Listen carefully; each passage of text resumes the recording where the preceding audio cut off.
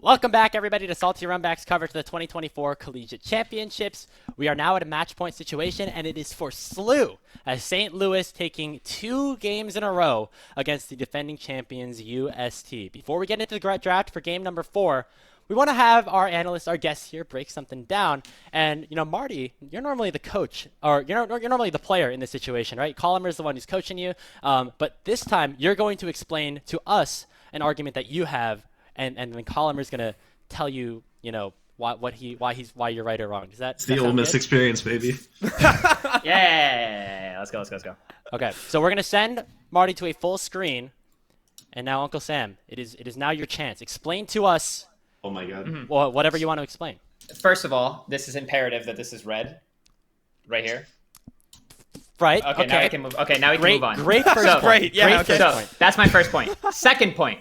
In this clip right here, it is imperative that Galio is grouped with all 4 of them, unless he wants to ult in completely. Kenvi walks up, trades ult with Maokai, incredible. They get an ult onto the Renata, which forces out the Kalista ult. And then look at Darkwings this entire clip. Robbie Bob walks way too far up. Darkwings is like, you're not allowed to do that. And he takes his ankles, he takes his wife, he takes his kids, and now he wastes his W and his E. And he has nothing but his ult, and he has to do it. If not, his team is going to get completely destroyed here. Seraphine ults nothing.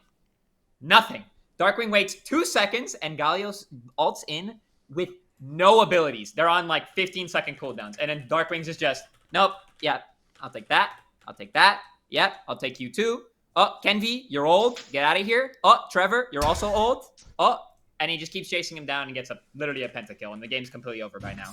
But if they had just found themselves with a little bit more coordination and Robbie realized that he needs to be not to the left of his entire team and like right in front of them, then maybe there was a chance. But the second this happens right here, and he just gets to waste both his 15-second cooldown abilities, the game's the fight's just completely lost. It's just entirely lost. Marty, I know you said, Robbie Bob was going to really take over this series like he did maybe in games past. Is this against your expectations here now? Well, they put him on Galio blind. Who told them to go Galio blind? What are they doing over there? They have what? Did they forget? You can pick Tristana. You can pick Vayne. You can pick Asol for yourself. You can pick Leandri's LeBlanc if you want. You can do full AD LeBlanc if you want. You can do anything into Galio blind. You can't blind this champion. He's so good on his mages. Why are you making one of the best solo laners in all of CLOL play against blind into, or not play at least a blindable champion into Darkwing's champ pool? He was just like, you know what? I'm gonna show you why you can't do this. I'm gonna go ahead and just I'm just gonna go ahead and rob you for everything you own.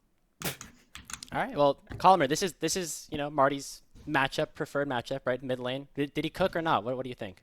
Yeah, I think the biggest thing, I'm not really one to yell about draft diff or whatever. I kind of agree with Marty. I kind of don't. I don't think that there's any way that why are we zooming in my face, guys? No, I just genuinely don't think we can deal with Vayne this game. Who on this team is actually dealing with Vayne? Is it Renekton and Jinzao who just get melted because they fall far behind? Absolutely not. Is it the Galio who gets countered? Stop sitting in my face, production. What the hell are you doing? The only way that you're actually ever getting Vayne... the only way that you're actually ever getting on Vayne this game is Seraphine ults clipping her somewhere in a fight. And Darkwings, obviously, he doesn't really get as much credit as he used to. But he's still an insanely good mid laner, and he just found a spot for Vayne that was really, really good, and he just executed. So really great draft overall from Deos and all the guys over there. Really good execution from SLU. Obviously, again, like I said, I don't think draft is always the number one thing, but the game is kind of unplayable for USC if they fall behind. Yeah. It was hard. I mean, and we saw it on full display. It felt like UST needed to make the first play work, and I guess, as Uncle Sam kind of laid out, the first play actually went horribly wrong, and I think part of it too was that they just didn't know how to play against the Vayne in mid lane, it felt like to me. But Marty, I think the point that sticks out to me the most is, like you said, Robbie Bob, one of the best solo laners in CLOL, and I don't think Galio is a bad champion for him, but I agree, blind Galio, really? Are we doing that here? I can see the value of the pick, but it doesn't feel like what the secret sauce needs to be. I mean, Colummer, you've mentioned this. ASOL has been up the last 2 games, and Robbie has not picked it, and I'm wondering why. I think most likely it is that there are answers in ASOL, right? Like you might be afraid of something that Dark Wings can't pull out. It's not like it's the same reason that like we didn't always find it in our matches, right? Like there are answers into the champion. Like sure you can say like, oh, but the scaling advantage, but like we saw game 1 that UST is a good enough team, and SLU also is a good enough team that if you just pick for scaling, like they will draft something early game, they will draft a double range bot lane, they'll draft something to get a gold lead and not give it up. Like they're a good enough team to do that. So it really is pick your poison. I think ASOL has good spots. Obviously, like it's a solid answer into Azir. If like a mid lane again, if they pick like a Galley or something like that, it's like, hey, maybe you just say screw it, I'm picking scaling or whatever. I'm not talking until we fix this problem. But yeah, I think either way, we really need to find something that is a bit more cohesive for UST. They're strong at team fighting, right? They're strong at team fighting. You have Array, who's one of the best AD carries in CLOL. You have like really good team fighting, just skills from everyone on the team. It's kind of been your bread and butter throughout this whole tournament. You're down to your last game. You may as well draft something that's just a good 5v5, maybe some decent scaling. Just go from there. I think like once you get you're at this point now where listen, I think they got off easy with that first game by getting those leads because their hands were cold and they weren't warmed up and they just fell apart in the early game. But if that game had gone to like 30 minutes, 40 minutes, it went to that peak like final Drake timers, they would have just ended up losing the game because Galio just gets outscaled. They get put into a 1-3-1 just like in this game, and the game's completely over. Can you guys tell that Marty like really enjoyed scaling comps this year? Yeah. A big shocker, a little you know? bit. Yeah. He's on ASOL duty. Azir ASOL merchant right here. And Yone Bradley solo killing merchant as well. Let's not forget, okay? Very true, very true. I have received word. We have draft ready for game number 4, so let's get into that right now. UST is staying on the blue side here for this game. So they will have the option still to go for a first pick. And we've seen a lot of soul lanes being selected early on in these drafts, Columner. I'm surprised that that is the case given how powerful both of them are in both teams. So I think top lane is really, or not like balanced because that role is not balanced, but you have like the certain like tier of like top lane champions, right? Like you have the Cassante, you have like Sion and stuff like that if you want to do swaps. You have like Vayne and Camille and like these champions that are really strong. Potentially SLU is just like, hey, we need to pick some early top lane champions so that way we don't draw 5 bans against 30 and he's stuck playing like, you know, Rumble or whatever, which again, as a champ, he's like absolutely murdered everyone on even in this tournament. But it could just be that both teams are wanting to make sure that they get the high value top laners that they really want. So it doesn't really surprise me. Obviously, also like AD is a role that most people will just pick early. You have Varus. SLU has had no center prio at all this series, and I feel like that's really good for them into Array and Trevor, so that's kind of surprising to me. Obviously, they haven't really needed it the last couple of games, but it is something that I've noticed them adapt from their last series into this series, is that they're just getting rid of the Senna and they're just picking Varus and whatnot. So we'll see if that changes for game 4. I think that, I mean, you just don't do anything different. You can keep doing your Varus B1s, you can keep doing your Kalista B1s, whatever you want. Honestly, those two champions are both disgusting, clearly. So if you just keep those two champions, you get yourself your Jin Zhao, and instead of on 3, you don't blind something terrible, like, I don't know, Seraphine mid, then you're able to, like, give Robbie his good matchup, or at least push it down and ban more mids. I don't care. Just give this man, let him cook, bro. Let him cook. Okay, season on the line. Robbie Bob, Victor. It's time to bring it back. He's so good at Victor. He's so good at Victor. I will say, I do like this Jinx B one. I do like, we're already getting into like decent scaling. This champ is absolutely broken still. I don't care what anyone says. I understand Varus and all that BS, but... Okay, now you blind Galio. No. What? Wait, what? I'm kidding. I thought you were flashbacks from this whole season. No, I'm joking. We'll be the marksman, picked up first. We're going to get that Hui again, this time for Dark Wings, which is the same champion that he picked in game number 2. I played this matchup. What do you think? Victor is so good because his E is so much further, is a much faster spell. I would honestly get like Jin here and like Victor. Oh, they picked Cassante, I don't know. But I would have picked like Jin Zhao plus Victor here, or just something to like stall out their abilities, because they're very burst heavy team already, right, with Varus, unless he goes on hit. But if you can get past Darkwing's ult and Varus's ult and then his that kind of burst, then you're pretty much chilling. I will say, I think thematically both the teams are already kind of locked into the identity they want to go for. I think with Forest Way, you're already naturally going to be playing a poke comp. Braum fits in really well with this because UST is going to be playing to like burst someone down and getting a Jinx reset. That's why you saw him pick like a Nautilus. It wouldn't surprise me jungle wise if you had like a Vi or something that you pick later, like maybe Vi Ori or something. And then for Slew, they just want to abuse the range advantage, right? Like they just want to poke out with Forest Way. These are two of the strongest like big poke damage dealers in the entire game right now, especially in meta. So we'll see if Slew will draft more defensively. Maybe they'll draft something like Maokai or whatever in second rotation, and USC is probably just going to go all in and play more heavy dive, even though they already see the Braum on Slew side. I will say, in the second phase, the Xin Zhao was taken away from Winnie, but that means that one of the Camille or the Vayne will be available here for Surdy on this fourth pick if they want it. And they're both pretty good matchups into the Cassante. And we've seen him play both of them very well. I will say, if they pick Vayne on 4 here, and you already are going to be picking a bit more lockdown, you already have the Nautilus stuff like that, you can pick champs like the Vi that I mentioned. Okay, Vayne's banned, so you're probably going to end up seeing Camille, or even Gwen. Like, Gwen is something that actually would be pretty decent, because UST is going to play heavy dive. But you have more options now with UST, especially because you have more frontline. You have like easier to execute, like engage and stuff like that. Olaf coming in. Damn, that's pretty good. Yeah, that's also really good. Honestly, because it has to be. I guess he can go Flash Ghost. I think picking Azir now, I would be fine with picking Azir now because you can go Zanya. There, I called it. But now you can just lock in your jungler. It can't be Jhin. Vi is obviously terrible. Honestly, take their Maokai or something that you can protect yourself a little bit. Phase Rush Maokai is super good. Wukong is incredible because it can block out some ultimates. Like it can literally cancel Darkwing's ultimate completely if he gets hit if he gets the clone hit. And now Skytech is.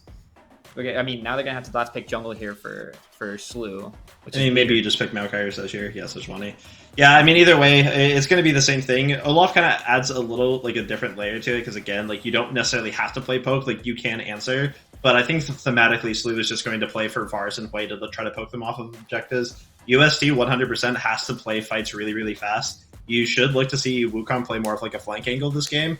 Like Wukong, you can play front to back and you can just like hit front, create space with your ultimate, like Black Cleaver, stuff like that, to like shred for Jinx. But I do think for this game, fights have to be really, really quick for USC if they're going to win them. So you should see Wukong try to play for flank angles. Maybe you'll see Robbie Bob try to play off like on the side to see if he can get some good shuffles. But if fights are really, really fast, it's good for UST. And if fights are slow and Varus and Way to get poked down, Slew might just win this game in 4. We are potentially staring down the last game of our production here at Salty Runback for the CLOL Championship. St. Louis have the opportunity to lock their ticket to the grand finals if they win this game. Thank you so much, Colomer and Marty. We're going to hop onto the Rift. It is match point for the Billikens against the defending champs. And University of St. Thomas putting all of their eggs in a Robbie Bob and a Ray's basket. Robbie, it was a quiet game 2 in the series on the Azir, and he needs to be massive this time around if he wants to find his 3rd CLOL championship. Join that elite club only currently presided upon by Sasuke, and find that 3rd CLOL championship for a single program that has never been done in the history of our league. You see Slew hunting level 1. They have a really great level 1 with Braum and Sejuani to lock down anybody. And so UST know that, and they're getting the hell out of there. I'm wondering if this means that we're setting up a jungle situation. We see Array and Trevor already towards the top side, so they're going to be looking for that lane swap. That's the strategy that has worked for them so far in this series, in that first game. Yeah, and I think this is the move. You have to keep Surdy down, right? Because if Robbie and Array are your win conditions this game for St. Thomas, Surdy is going to be the X factor. I also think a concern for UST this game is they do just have losing lanes. We saw Darkwings get the better of Robbie in the lane in the same Hwei Azir matchup in that game too. And Surdy on this Olaf will just have so much pressure. So the more you're able to dodge that, the more you're able to keep this Olaf behind, the better off you'll be later on when we get to the team fights that I do think, for the first time in the series, both teams obviously want to play for Grapes. 3 members towards Robbie Bob. We mentioned how UST wanted to try to keep Slurdy down. Well, I think the goal for Slew should be to try to kick Robbie Bob down in this 1v1. Getting that little bit of extra poke damage means that Darklings will have a lot of cryo. The Severing Bolt lands onto him as well. That is a lot of chunk onto the Azir early. Yeah, this is going to be a hard lane for Robbie. I mean, he just took so much damage completely for free. Very minimal investment from Slew. Maybe a couple shared creeps of XP for Darkwings, and that's about it. He's going to get harassed out. I think at some point, as Robbie, you're already thinking about TPing back into this lane just to try to refill your resources, but it feels so bad to lose that early on. So UST, they're really committing to this lane swap. They want a situation where Kenvy's able to get a bunch of camps. He at least is going to be able to get these Krugs. However, I believe Winnie actually was able to take the red buff and the Raptors on his own side. So that's another big win for the St. Louis player. And that means that once again, Winnie could be at a bit of an advantage in this game. Yeah, the Olaf and the Sejuani are just so strong at level 1 that, you know, Slew knows that they can't be contested if they fight for jungle camp, so they're able to take those away. And I mean, I'm going to be honest with you, Grapes. I think Kenvy is getting outpathed by Winnie a little bit in this series. Not something that we expected coming in, but credit to the Slew jungler finding that advantage. And for the second game in a row, the UST jungler is going to find himself a bit with nothing to do. And again, remember, plates are weaker on the bottom side in the first 5 minutes. So that means that despite losing a little bit of on the timing side of things, Slew right now are even in plates. That allows for Sturdy to TP back top lane to soak up the wave as Array and Trevor reset. So overall, a slight gold lead favored towards Slew. And a little bit of that, of course, is in that mid jungle with Winnie and Darkwings continuing to impress this series. Yeah, they have just played so well. Kenvy, though, he does know, even a level down, it's the reset from Slew. He wants to try to control these Scuttle Crabs to get himself back into the game. If he can take both of the Scuttle Crabs and then start a full clear back on his respawning Gromp, he should be fine. I mean, you know, you're like maybe a camp down, but as long as you can get an 8-minute level 6 on this Wukong, you're going to be completely happy with the overall game state. Rabiov still getting pressured. He's actually going to dash forward to get away from that Severing Bolt. And now he has the wave pushing away for him. So a bit of a dangerous spot. Might need Kenvy to come bail him out. Meanwhile, on the bottom side, Winnie looking for a bit of a play onto Trevor as they're able to get the wave under tower. And Aaron will have an easy time farming all those creeps up. With the trading back and forth, I don't think this wave is going to be able to freeze against Robbie. Those minions in the back are too low. Should be able to base and TP. And honestly, credit to Robbie. He's kept things, well, I was going to say pretty close. He's actually down still quite a bit of CS, even though he's made the health trade somewhat even. Darkwings, man, I mean, he's just having an incredible series, Grapes. And he got a little bit of help, to be fair. Oh, yeah, Winnie absolutely. And Winnie and Sturdy running up mid lane and things like that. But overall, still a very, very solid performance from Darkwings overall. Robbie forced to base. Continue to say, I mean, again, new player here for Slew. Continuing to perform. Robbie Bob, you know, outside of that first game where he had a couple of really nice engages on the Galio, has really been shut down in this series, which is something we have not seen for UST basically in their entire history. And it's so interesting, too, because, you know, we surmised that the game plan from Slew, you know, was to shut down Kenvy, right? But it seems that I think that's still the plan, but they're doing it by shutting down Robbie. It feels like they've almost disconnected UST by removing their mid laner, not allowed Kenvy to play the way that he wants. Obviously, Robbie's not having a good time at all, and Slew, uncontested first Drake with that mid priority. They also have bot priority, Aaron, having the push on this wave, and it's just a neutral objective going over uncontested.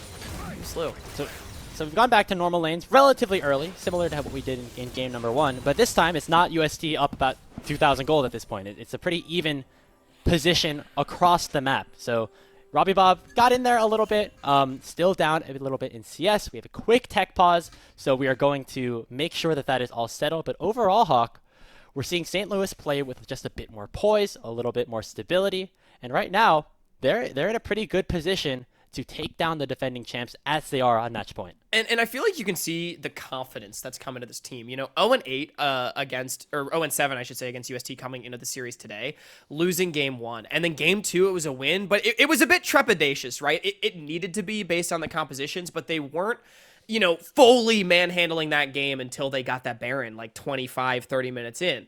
And so it's changed so much. So after getting that win, almost kind of getting that challenge off their back and overcoming that first win, they've really woken up. It feels like game 3 was completely one-sided in their favor, and here in game 4 already off to, I would say, a bit of an advantage, obviously still relatively even. Yeah, they're looking pretty solid right now. I think the biggest thing is they got Surdy set up in a 1v1 lane where he is in a position to, be at least even against Porsche. And I feel like that's not something that we were able to say the last couple of times that they were able to do. The what's it called? The lane swaps, and that was maybe what slowed St. Louis down a little bit in the first couple of games. But the fact that St. Louis was able to get through that lane swap period without Surdy being super far behind is just another advantage to them, and that is something that, of course, would help them as they have just won the last 2 games. I want to take a minute as we do get back into the game to revisit the stakes of this series just a little bit, Grapes, because remember, winner goes to grand finals, loser, their season is done. Maryville already waiting there as Surdy wants an all-in, but Kempy's here. Yeah, the ghost has already been popped. Surdy's just going to run Porsche down. We talked about an even lane state. It's not even anymore, as it's first blood for the SLU top laner, looking for a second on a Kempy as well. The undertow comes through. Surdy does not have a gap close, and so will not be able to take the Monkey King down. But that's just 1 for 0, and Winnie's gonna collect the grubs because Kenby was forced away. Surdy! That is what this top laner does. That is why people think he should be in the LCS, Scrapes, because he makes plays like that all on his own, and that's what happens. You were just saying it when he does not get put down. And now St. Louis up about 1,000 gold. A lot of that, I have to say, going to be in those solo laners. Grubs picked up now for St. Louis as well. And I don't know, Hawk, our 2-time defending champions, specifically the solo laners, they're in a bit of a pickle right now. They're in a pickle for sure. Surdy really popping off over these last couple of games. Yeah, UST in a difficult spot. And again, the stakes of this match, going to Boise, and for either of these teams, that grand finals is going to be a banger. For SLU, it's little brother against big brother, crosstown rivals. Maryville and SLU have been some of the most entertaining teams to watch over the years. SLU going to try to take down what has been, I think, the undisputedly best CLOL team this year and best ever. Maryville, the gold standard of collegiate. But for UST on the other side, I mean, it would just be the grudge match of the ages, the 3rd time facing in a grand final. Whether UST could deny Maryville for a 3rd time, or whether Maryville could finally beat them and assume the mantle of 3 titles first. What a story it would be. Right now, SLU, it looks like they want a meeting with their St. Louis brethren.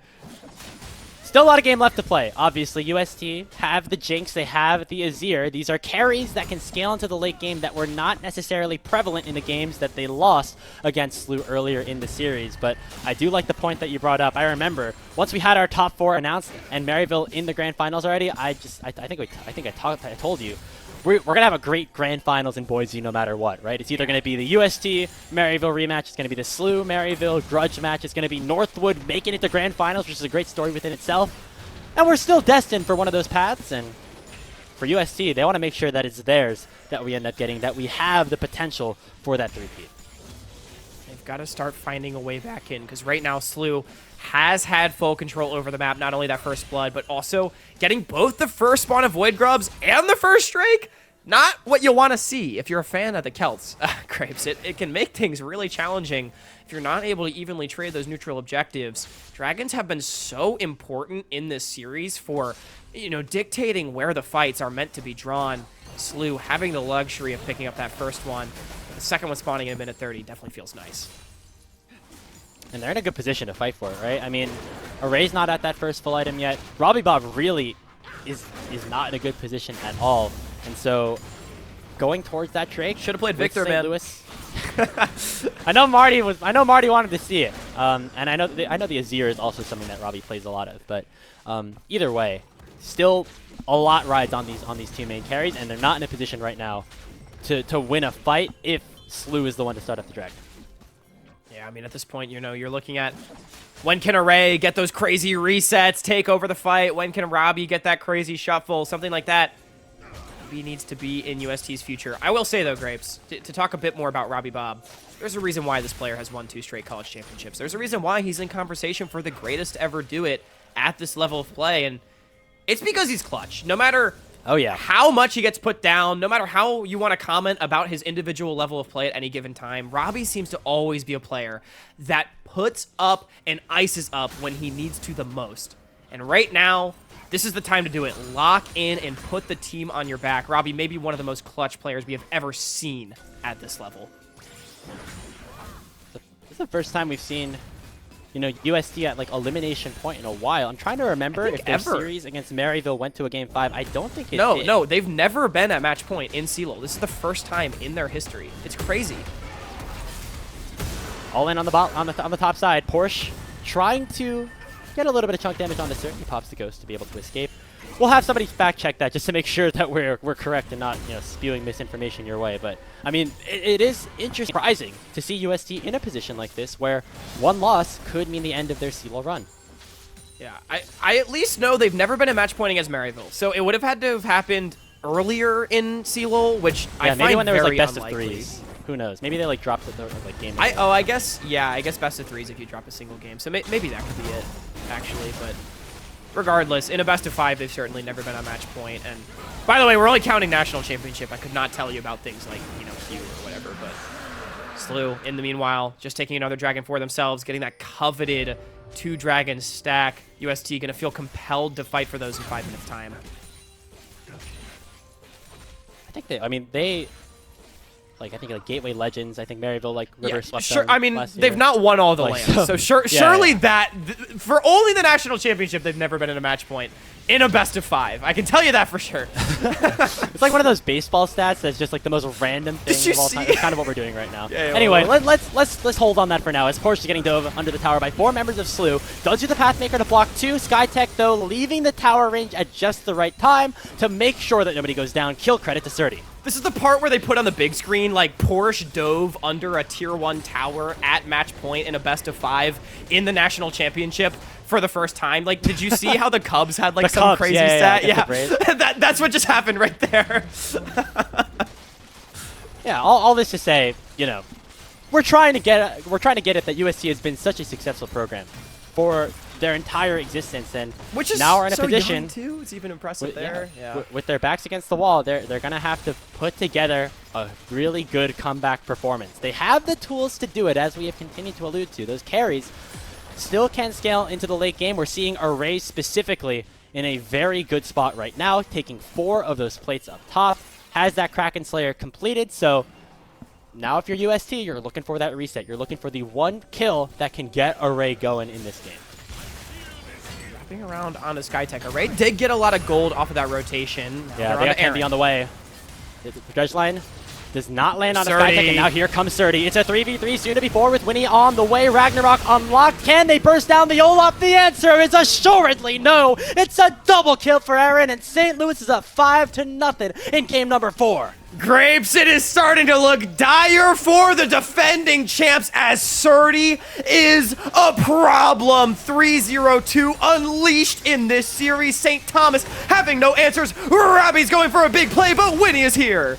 It's a 1v2, Spiraling Despair chunking him out. Here comes Winnie with the dash, and the extra auto attack will make it 6-0. It is all Billikens here in game number 4. Dare I say that the most clutch player in CLOL history, looking a bit desperate, shuffling forward, only to find his demise. Slew up nearly 5,000 gold. What a game, what a series it has been from them so far, and they're not done as Trevor's up too far. He went a little bit too far forward. He flashes over the wall. Array does pop the cleanse onto the Glacial Prison, but cannot find the reset. Slew's front line is just too tanky. It's another kill going the way of Aaron, and it's starting to get out of hand. Aaron, a player that has been playing in CLOL for many years, Grapes, I still know you hold dear in your heart back from the GVU days in MEC.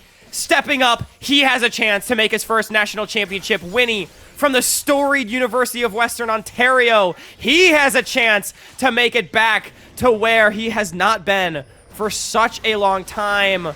Everybody on Slew stepping up when it matters most, Grapes.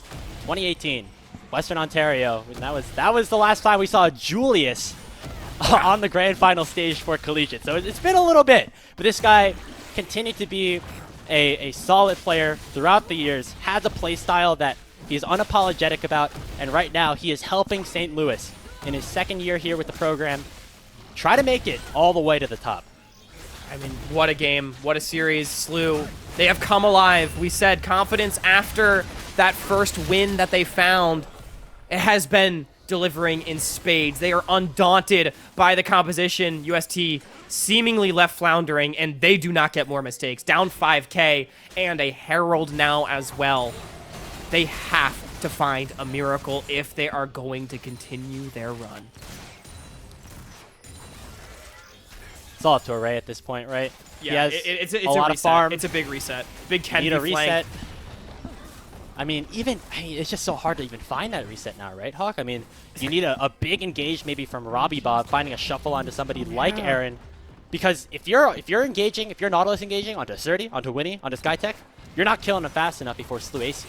Yeah, and Aaron and Darkwings are so safe in this comp too. I mean, just Slew has such a well-built composition, and UST, they have a lot of answers within it with the amount of playmaking that they have, but the problem is, when you fall so far behind, dive comps fall hard, man, because it can be really hard to find the plays that you need. They are overloading onto the top side right now, dropping that bot wave to try to escort Robbie up, but Slew is already here in response, and UST's going to find nothing.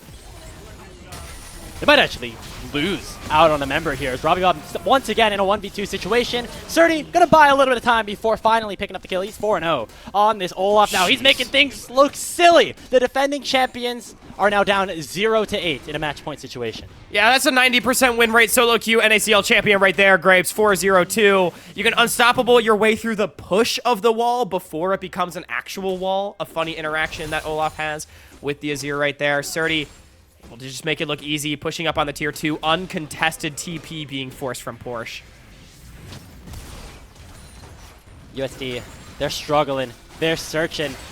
They're looking Here for they go. anything. They might try to find another engage onto TP! Trevor right here. Skytech pops the Glacial Fissure. It knocks up Kenby. Here comes a teleport from Darkwings. It's a little bit far forward, but nobody's able to follow up. Spiraling Despair lands onto 3 in a raise, chunked out of the fight. He flashes right into his own team, and he'll be forced to go back to base. Nobody falls, but the health bars are sure as hell in Slew's favor with mid-tier 1 and the Infernal Drake up for grabs. Rift Herald getting summoned, Grapes. They don't care about that dragon. They can go and get it later. They care about the gold. They care about the map control. Everything's shrinking around the St. Thomas Dynasty. They're still pushing in for a tier 2 as UST is still on reset. I don't think they'll get the tower, but they shouldn't drop any members as Skytech able to walk it out. Infernal Soul Point to be picked up on the back end.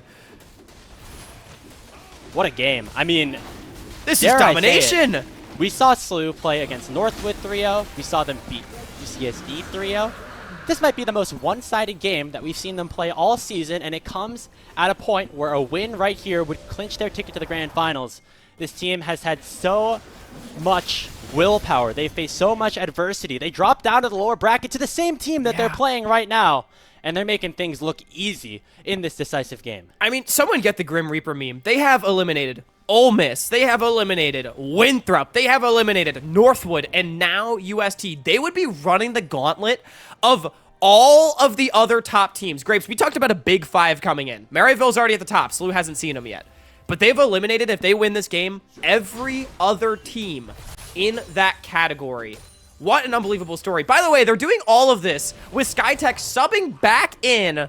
Doxa not playing for the CLOL championship. They bring back their old support. Skytech hadn't been playing like all year and comes back when the team needs him most. He's having a phenomenal series after game 1. And Grapes, I also want to cast your mind back. You know, the hype video earlier, for example, from your call at the end of UST Slew last year, where you said it was complete and utter domination from UST over St. Louis. They have a date with Maryville. And now, St. Louis, how about this for complete and utter domination in Game 4, up 7K as we approach 20 minutes? It's a little bit of a slow start. It's a bit of an oopsie by Surdy to start the game off. We were hoping that was not going to be the same story once again, Didn't right? define With the series. Yeah. I mean, us as broadcasters, we're not favoring either team here, but we just want to make sure there's a competitive series. And in the history of these two teams playing each other, that has not happened. And we've gotten a pretty good one so far. It's just this game, probably the most one-sided that we've had in a while. Baron now spawning on the map. Maybe that could be UST's ticket back in. Their dynasty fading, but not yet ended. Grapes, if there's anything I love about CLOL, it is that anything can happen. So maybe there's a miracle waiting somewhere in UST's future to keep the dream alive. They're going to need it quick.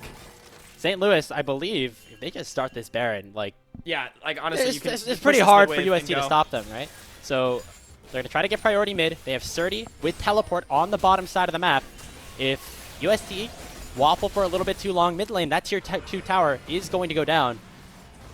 And so it looks like that is what the target will be. Mid tier 2 going to be targeted here, and Trevor wants to stop something. He pops the depth charge just on a Sky Tech. The tower goes down, but the Spiraling Despair comes through as well. Aaron the one to pick up the kill. The Varus is now on a rampage as Slew with a numbers advantage will now turn their sights towards the top side of the map. Robbie Bob looking for a flank, but is stopped by Darkwings right in his tracks. It is Slew with a 9-0 lead, headed right to Baron. Yeah, you know what time it is, and without the Nautilus main initiation gone, now Slew does not know that they're sitting on a ward, so this is actually a bit of a, a fake bait. UST does know what's happening. Slew finally dropping back to the objective to start that one up, and I don't think there's any way in. I honestly think that UST might just have to give this unless they want to try to completely send the series right here. Well, they're thinking about it at least, and Porsche might be the sacrifice. He already used the Pathmaker to try to go away. Stun lands onto Ray's already flanked, but Surdy does not give a damn. Running straight down, picking up 2. That's the 3rd as well, as St. Louis taking over this game as they head right back to the Baron that they so deservedly belong to. Jet Joy, the one that was brought in to elevate Slew. Talk about elevation on this Olaf, running down a Ray. And the enemy AD carry simply having no chance. UST, they invested everything in this Jinx pick. It has not panned out for them. Slew, they're up over 10,000 gold, 22 minutes in, and they are looking well on their way to Boise. What a moment for this program. I know Chu has, been at the forefront of Slew Esports for so long. I think it's like 3 or 4 years at this point. They didn't make it very far in 2022. They got knocked out, I believe, in the round of 16. Last year, made it all the way to top 4. They had bigger and higher aspirations after every single year. And now it looks like they are destined for that match against Maryville. There's still a lot of questions for when that finals comes. Maryville clean swept them 3-0 in the North Conference Finals about 2 months ago. But this is a very different Slew, Hawk, than what we saw in that matchup. They have run the gauntlet, and that is their last opponent. It's different than 2 weeks ago where they got swept by St. Thomas Grapes. That is why we have lower bracket. What a great change that has been to this tournament format. Both these teams with a second lease on life and a Slew that has used it so brilliantly. Soul gonna belong to them as well. Just putting the last toppings onto this beautiful cake that has been concocted here in game number 4. The Infernal Soul belongs to them. They got the Genji Baron buff for a minute 30 longer. And we'll see if the game ends here or if they're just going to continue to grow their 12,000 gold lead. I don't think they've got the time to end the game. I mean, unless they go for some sort of big dive. But Slew, the thing is, they just don't really have to do anything. They don't really get outscaled this game. They're up 12,000 gold. You can play this as slow as you need to and as cleanly as you need to not leave anything up to chance. Knowing this team, though, they might just try to get it done sooner. Trevor looking for the engage, but they have to be so wary about the immense damage and sustainability that Surdy has on this front line. Meanwhile, the bot lane inhibitor tower is going down. St. Louis playing this Baron buff excellently. They're targeting this bot lane inhibitor. They're going to secure it with super minions now going to be pummeling down the bottom lane. Trevor looking for another engage, now has to flash after the hook only lands onto Winnie. Here comes Surdy as well. Looking for the Ragnarok, not unlocked just yet as Slew want to play things out a little bit slow. Porsche dashing forward as well. Gonna get stunned up under his own tier 3 tower, and he will get bursted down by Aaron. The blight stacks prove true, and now Slew have a numbers advantage. It might just be the end of a line of King's Grape. Slew pushing forward in the base. Genji Baron still in hand for 20 seconds. Surdy's got the teleport to make it back, and UST's going for broke! One last ditch effort from Kenvi, but he gets one shot before he procs a second proc of the Cyclone. It's a double kill, but the Ray will go down as well. The lower bracket run will continue. The road to 3-peat glory will be stopped as the Billikens say, "You shall not pass." It's going to be a St. Louis smackdown in the grand finals as St. Louis University punches their ticket to Boise. Wow. What a series. From getting shellacked in game 1 for the vast majority of it, but fighting back that little bit, looking like it might still be the same story. Slew, not quite enough to overcome the programs that have been longer than them, to finding their first win over UST. To winning again. to dominating and winning the series, they now go to Boise to represent themselves, this young program, their really second year of competing at the top level. They have a shot at the crown, and it's against their crosstown rivals at LAN. For UST, our hearts go out to them. It's always hard to say goodbye. But St. Louis, showing up when it matters most. What a story for this team. Yeah, I mean, what a run for St. Thomas, first and foremost, right? They had their eyes set on that three-peat. They did not get to scrim a ton in the regular season. They finally were able to get together, and they looked like the hottest team in the entire damn tournament going into that winners finals against Maryville. They just were not able to finish the job. They came oh so close, but it was a reverse sweep and then a 3-1 loss here to SLU. I'm sure we're going to see that program alongside a lot of those players back again in the future. But right now it's time to celebrate. St. Louis University is headed to the CLOL Grand Finals. What a story for this squad. Yeah. What a story. When we come back, Grapes, you're going to have an interview. I think we got the whole team of SLU queued up and ready to go. So don't go anywhere, y'all. We'll be back with a winner's interview in just a couple minutes.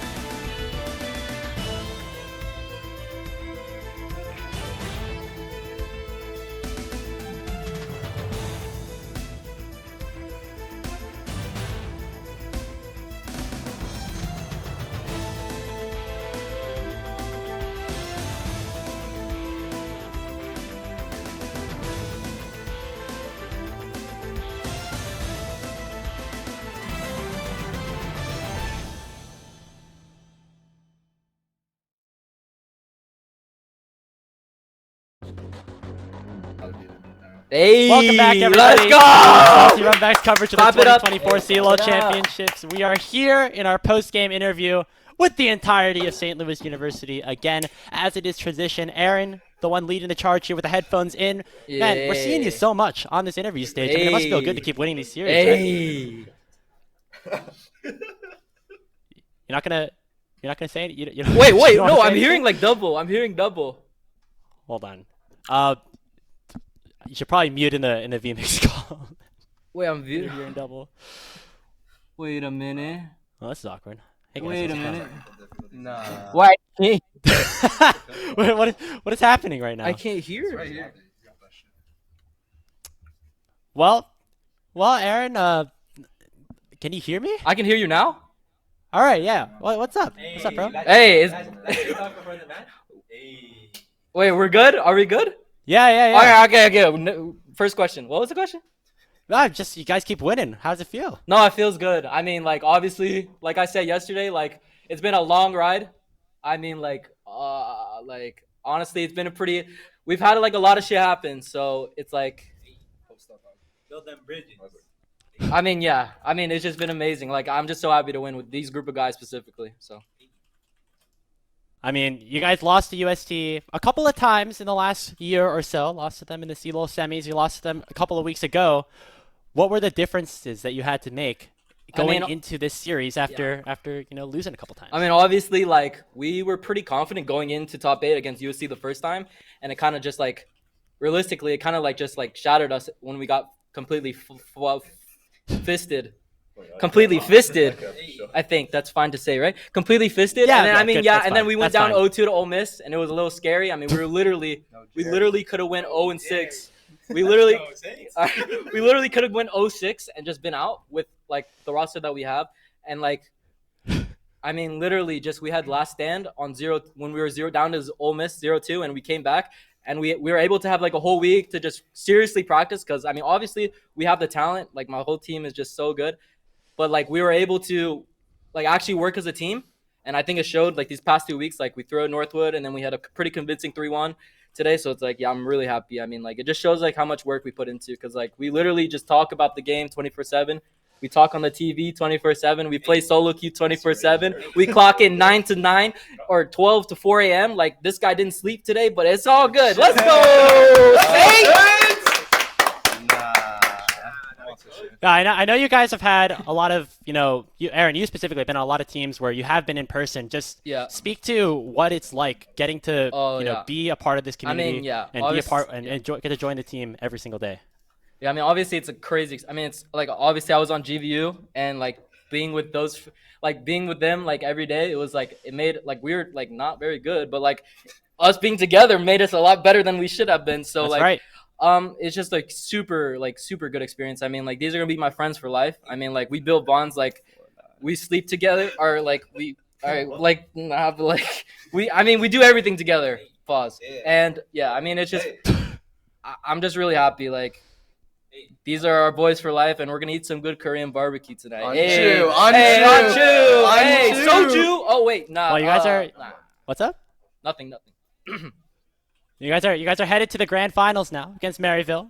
I will say, like, I mean, outside of the actual matchup, and then I'm gonna hand it over to Serty. Like, what's the most exciting thing that you are looking forward to in this grand finals and going to Boise? I'm so excited to go to Boise, but yeah, I'm like just so excited to go on a trip. Honestly, I'm just excited to go on a trip with the boys, and I mean, obviously we're playing against Maryville, so we're probably gonna be all on the same plane because we're on the same airport. What?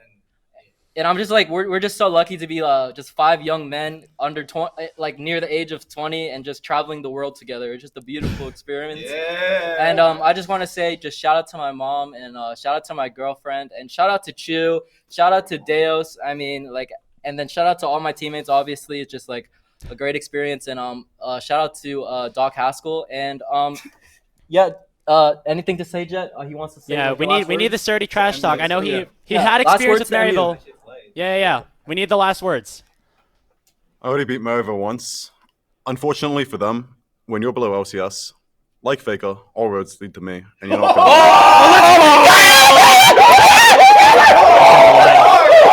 He said the line, guys! Congratulations, Slew. We're going to let them celebrate as all roads lead to Serty. We're going to bring back our desk right now to close out the show.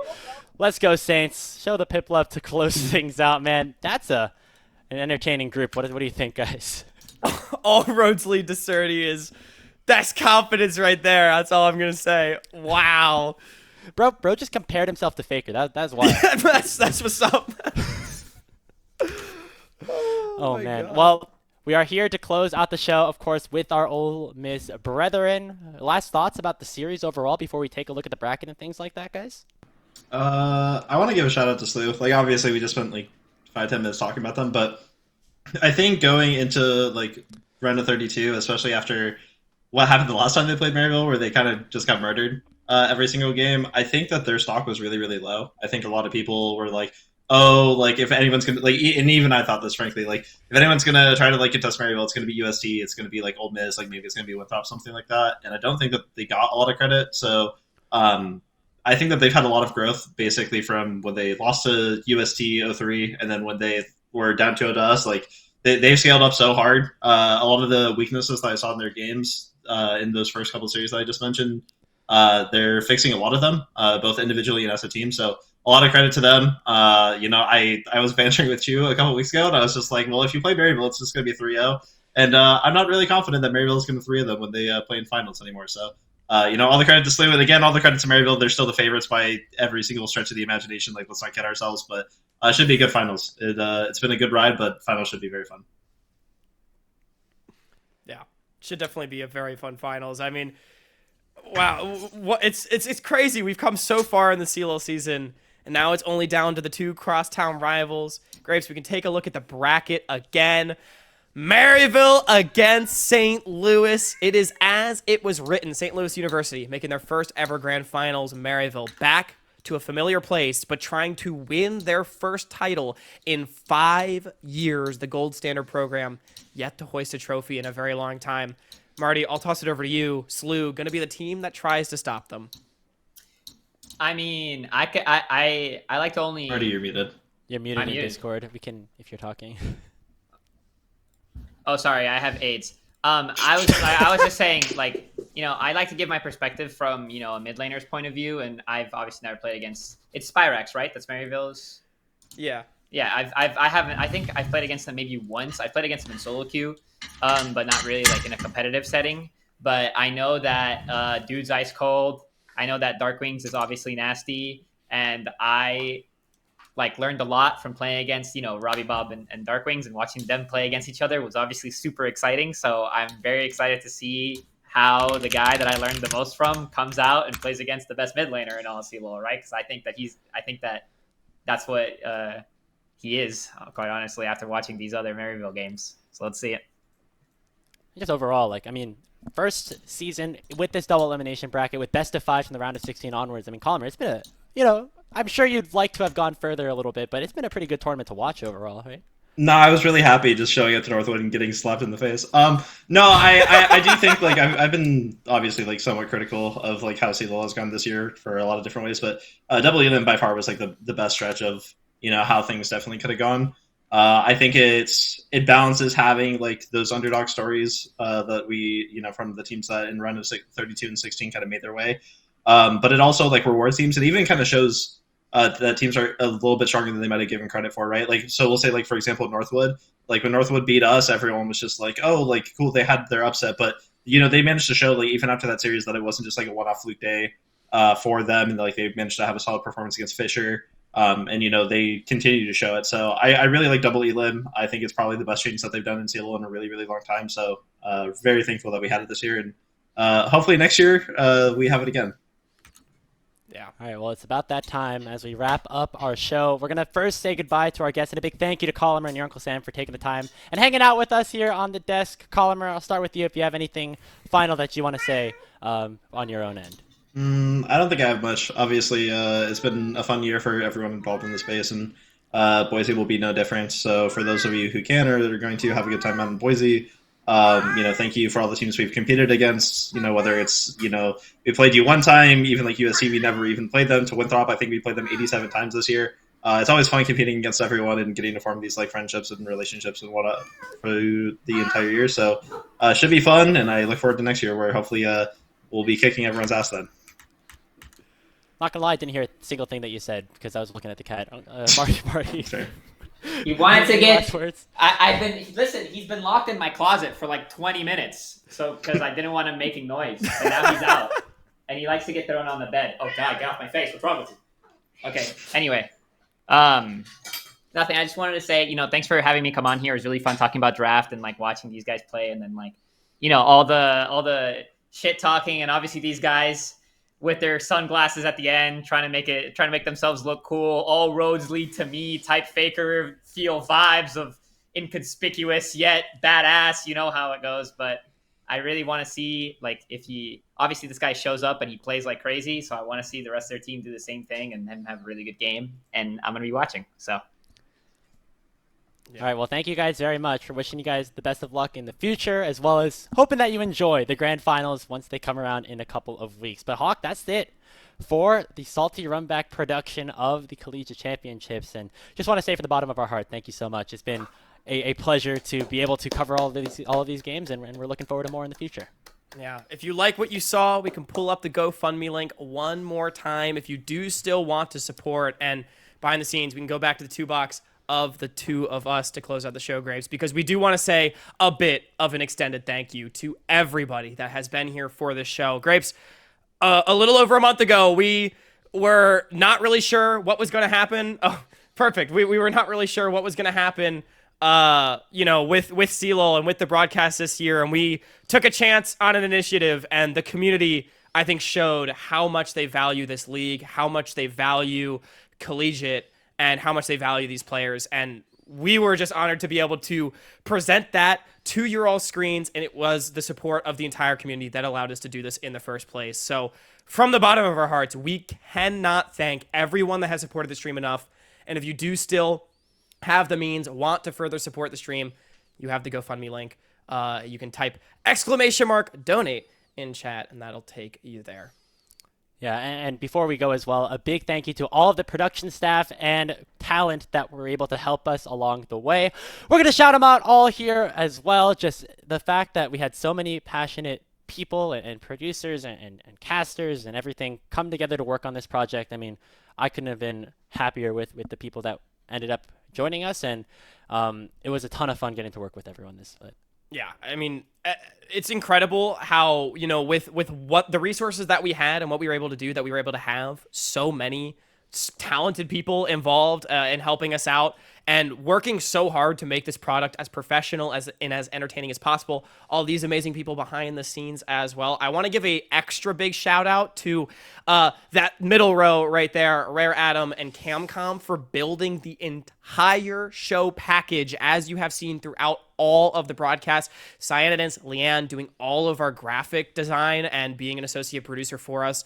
Invaluable to bringing the product that we see, Grapes. You and I could not have done it alone. Also, Kelsey Moser, she was in the production booth for a lot of the days, helping us out. And, with her experience and resources, guiding us through what were relatively uncharted waters and helping us navigate that. Those 4 people in particular, we cannot thank enough. And if you do still want to support the production that you see on our screen, once again, all the dollars that go towards the GoFundMe will be directed right to our production staff, again, to make sure that we're able to put on this professional grade production for all of you. And once again, we cannot thank you enough for your generosity. Before we go, got to do it one last time. I've seen a lot of the play-by-plays go through this list. I think I'm going to have to give it a roll as we thank all of the donators over $100. So, shout out to Raz, Garrett Meyerson, Axeman, Tizza, Greg Adler, Polestar, Sandor Howe, Shonatonin, Clerky, Powell Weissman, Manny Sanchez, Colomer, Gordo, Yanni, Slayer, Shibby, Numi, Quacks, Beatdown, Dakar, Ian Ford, Kyle Up Gamer, RMC, Aaron, Alan Ignacio, Peter Erickson, Andrew Franklin, Tiffany Tran, Beverly Respico, and of course Winthrop's Bo. We could not have been here without each and every one of your generous contributions, and we really thank you for all of it. And maybe one day we won't have to do all this crowdfunding, but it's really nice to see the collegiate community come together to put together a product like this. Yeah, it was with the help of everybody else that we were able to bring the product that you see before us. Again, an honor, Graves, that we were able to present it. A lot of fun sharing the desk with you today. And St. Louis University now, they go to Boise, Maryville waiting for them. We'll see the teams there. We know it is going to be an amazing collegiate final. Make sure you don't miss it. June 8th is when the final will be. Time TBD, location TBD, but you have the date. Make sure you save it because you are not going to want to miss what might just be the greatest final of all time. For our whole production staff here at Salty Runback, for Hawk, for everyone else, see the list right here for Camcom, Caddy, Collimer, your Uncle Sam, everybody who's helping us here along the way as well. We thank you so much for tuning in to our last broadcast here at Salty Runback. My name has been Grapes. Thank you so much for watching, and we'll see you all in Boise. Have a good night, everyone.